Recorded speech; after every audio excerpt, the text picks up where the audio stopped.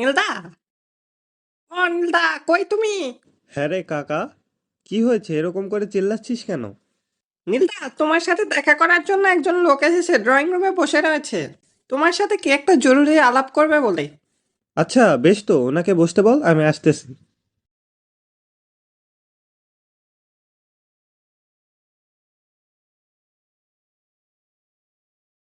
নমস্কার নীলবাবু, আপনি কেমন আছেন? নমস্কার নমস্কার, আমি ভালো আছি, কিন্তু আপনাকে তো ঠিক চিনতে পারলাম না। আমাকে না চেনাটাই স্বাভাবিক। আমি হচ্ছে মানিকপুর গ্রামের জমিদার রত্নাকর। আপনার কাছে একটি সমস্যার সমাধান পেতে এসেছি। ও আচ্ছা, তা আপনার সমস্যাটা কি? কি আর বলি নীলবাবু, মানিকপুর গ্রামে জমিদারি করছি প্রায় 25 বছর। আমার বাবা ঠাকুরদা 14 গোষ্ঠী ছিলেন জমিদার, এবং আমাদের জমিদারির প্রতীক ছিল মানিকান্তমণি। হ্যাঁ, তা তো ভালো, তো তাতে সমস্যা কি হয়েছে? আরে নীলবাবু, সমস্যা তো ওইখানেই। আপনার সমস্যাটা কি শুনি। ঘটনাটা প্রায় সপ্তাহখানেক আগে। নিত্যদিনের মতো আমি সকালবেলায় ঘুম থেকে উঠে স্নান সেরে যখন আমার কোষাগারে যাই, তখন দেখি আমার দুজন প্রহরী কোষাগারের দরজার সামনে অজ্ঞান হয়ে পড়ে রয়েছে। তখনই বুঝতে পেরেছিলাম কোনো না কোনো একটা সমস্যা ঘটেছে। পরবর্তীতে কোষাগারে ঢুকে আমি দেখতে পাই আমার রত্নাগার থেকে মানিকটি চুরি হয়ে গেছে। রক্ষীদের কাছে জিজ্ঞেস করলে ওরা কিচ্ছু বলতে পারে না, কেবলমাত্র চুপ করে থাকে। তার মধ্যে একজন রক্ষী 3 দিন যাবত আমার বাড়িতে কাজ করতে আসছে না। তো রত্নাকর বাবু, আপনার কি মনে হয় কে কাজটা করেছে? আপনার কি কাউকে সন্দেহ হচ্ছে? আমার তো মনে হচ্ছে যে প্রহরীটা 3 দিন যাবত আসছে না ওই চুরিটা করেছে। কিন্তু আপনি নিশ্চিতের সাথে এটা কিভাবে বলছেন যে সেই চুরিটা করেছে? এটা তো দিলবাবু তরলের মতো কোমল। চুরি হওয়ার পর 3 দিন যাবত একজন প্রহরী কাজে আসছে না। যদিও চুরি না করতো তাহলে তো কাজে আসতো। কিন্তু বাবু, কোনো প্রমাণ ছাড়া তো একজনকে আর চোর হিসাবে গণনা করা যায় না। তা বাবা আমি কিছু বুঝতে পারতাছি না, আমার মাথায় কিছুই ঢুকতেছে না। এখন আপনার কাছে একটাই অনুরোধ, আপনি দয়া করে আমার গ্রামে এসে আমার জমিদারের শেষ প্রতীকটিকে রক্ষা করবেন। দয়া করে আপনি আসবেন বাবু। ঠিক আছে রত্নাকর বাবু, আপনি কোনো চিন্তা করবেন না, আমি ঠিক সময় মতো চলে যাব। শুনে খুব খুশি হলাম নীলবাবু। ঠিক আছে ঠিক আছে, আপনি কোনো চিন্তা করবেন না, আমি ঠিক সময় মতো পৌঁছে যাব। আপনাকে অসংখ্য অসংখ্য ধন্যবাদ নীলবাবু। আমি কালকে সকাল 10টার মধ্যে আপনার দরবারে উপস্থিত থাকব। আপনি মণিপুর স্টেশনে আসলে আমার দারোয়ান আপনাদের জন্য অপেক্ষা করবে। আজ তবে উঠি। নমস্কার। জি নমস্কার। নীলদা, আমরাও যাব।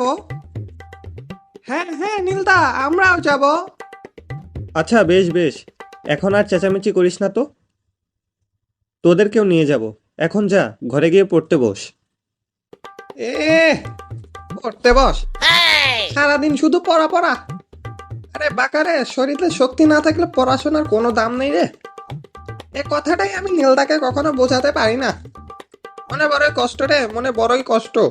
এই কাকা, তুই চুপ থাকবি? চল তাড়াতাড়ি ঘরে চল, ঘরে গিয়ে পড়তে বসি, না হলে আবার কালকে নিয়ে যাওয়া হবে না আমাদের কিন্তু।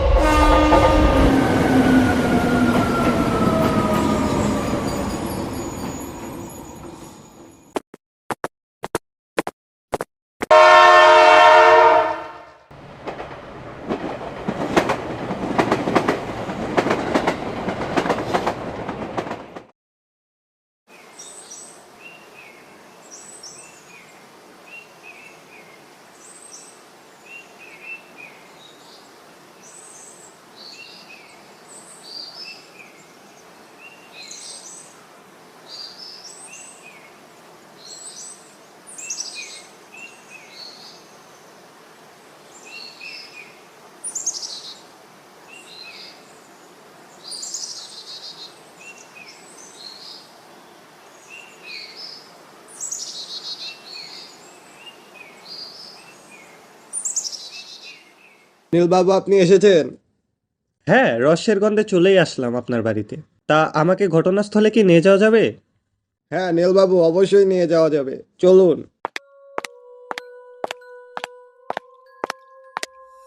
তা এইখানে আপনার মনিটি রাখা হতো। হ্যাঁ নীলবাবু, আপনি একদম ঠিকই ধরেছেন। ও মাই গড, এ তো দেখছি রক্ত আর একটা স্ক্রু পড়ে রয়েছে এখানে। রক্ত রক্ত! এই, একদম চুপ।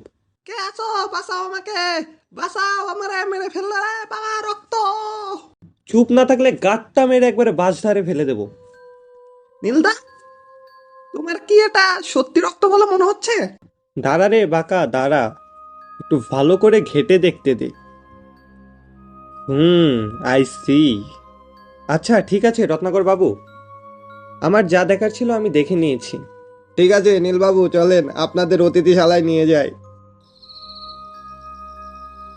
নীলবাবু, আপনার রহস্যের কোনো কিনারা করতে পেরেছেন? আমার মনে হচ্ছে আমি রহস্যটার কিনারা করতে পেরেছি।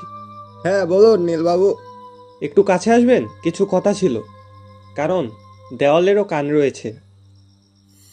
শুনুন রত্নাকর বাবু, আপনার চোর দরজার আড়ালে দাঁড়িয়ে আমাদের কথা শুনছে। এখন আমি আপনাকে যা করতে বলবো তাই শুধু করেন।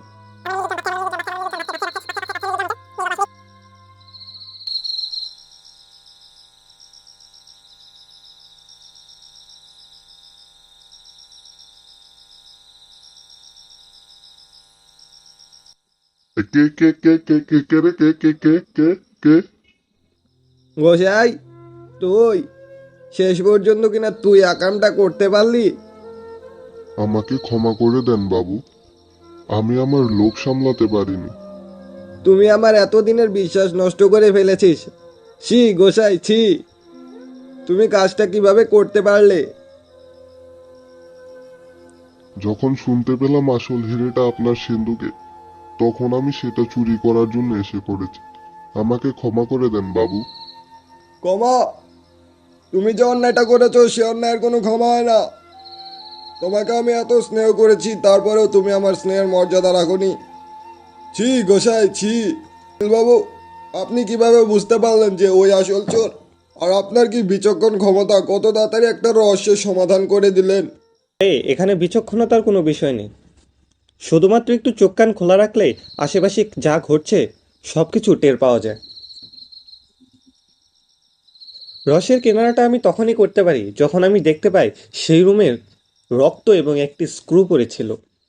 তা নীলদা, এই দুটো দেখে কি তুমি সব সমস্যার সমাধান করলে কিভাবে? আরে আরে, এত অস্থির হোস না রে বাপ। আপনাদের বাড়িতে ঢোকার আগে আমি খেয়াল করি যে ঘোষাল আপনাদের বাড়িতে স্ক্রু দিয়ে ইলেকট্রিসিটির কাজ করছিল এবং তার হাতে বড়সড় একটি ক্ষতের চিহ্নও ছিল। কোষাগারে প্রবেশ করে দেখি সেখানে রক্ত এবং একটি স্ক্রু পড়ে রয়েছে।